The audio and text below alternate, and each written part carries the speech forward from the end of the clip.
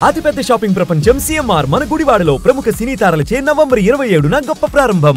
ఆంధ్రప్రదేశ్ ఉప ముఖ్యమంత్రి పవన్ కళ్యాణ్ ఢిల్లీ చేరుకున్నారు.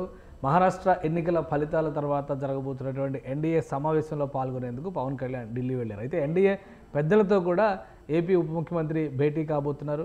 మహారాష్ట్రలో ఎన్నికల ప్రచారం జరిగినటువంటి తీరు, అఖండ విజయాన్ని ప్రజలు అందించినటువంటి విధానం, అందులో ప్రచారం చేసినటువంటి అన్ని నియోజకవర్గాల్లో పవన్ కళ్యాణ్ వెళ్ళినటువంటి అన్ని నియోజకవర్గాల్లో కూడా భారీ మెజారిటీతో ఎన్డీఏ అభ్యర్థులు గెలుపొందిన నేపథ్యంలో ఈ భేటీకి ఒక ప్రాధాన్యం ఏర్పడుతుంది. ఈ సందర్భంగా ఎన్డీఏలో పవన్ కళ్యాణ్ భవిష్యత్ పాత్ర గురించి కూడా చర్చ జరిగే అవకాశం ఉందనేటువంటి ఊహాగానాలు విస్తృతంగా వస్తున్నాయి.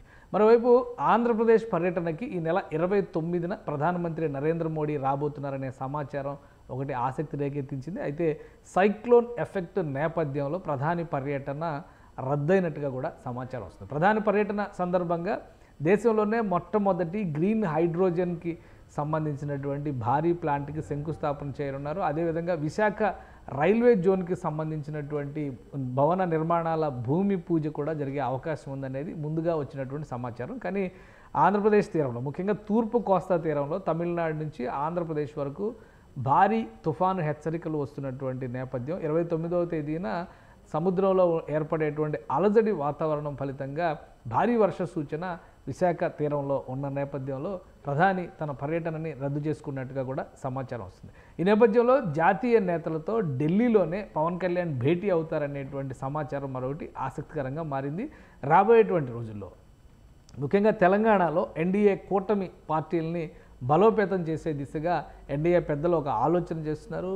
అలానే తమిళనాడులో 2026లో జరగబోయేటువంటి ఎన్నికలపైన కూడా ఎన్డీఏ పెద్దల దృష్టి ఉంది. ఈ రెండింటి నేపథ్యంలో పవన్ కళ్యాణ్ని 2 రాష్ట్రాల్లో ఉపయోగించే విధంగా జాతీయ స్థాయిలో ప్రత్యేకమైనటువంటి స్థానం ఆయనకి కల్పించాలనేటువంటి ఆలోచన బీజేపీ పెద్దలు చేస్తున్నట్టుగా తెలుస్తోంది.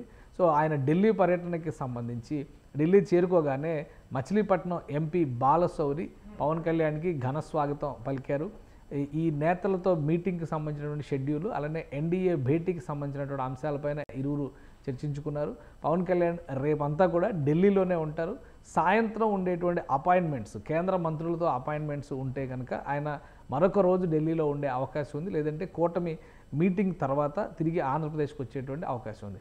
వరుసగా ఇది రెండోసారి ఈ నెలలోనే పవన్ కళ్యాణ్ ఢిల్లీ పర్యటనకు వెళ్ళడం అనేది మహా ఎన్నికల ఫలితాలు ఎన్డీఏ కూటమిలోనూ జోష్ తీసుకొచ్చాయి, జనసేన అధినాయకత్వంలోనూ జోష్ తీసుకొచ్చాయి. ఈ నేపథ్యంలో కొత్తగా పవన్ కళ్యాణ్కి ఎలాంటి బాధ్యతలు ఇస్తారనేటువంటి చర్చ ఆసక్తికరంగా మారింది. 1-2 రోజుల్లో దీనిపైన క్లారిటీ వచ్చే ఛాన్సెస్ ఉన్నాయనేది ఢిల్లీ వర్గాల నుంచి వస్తున్నటువంటి సమాచారం.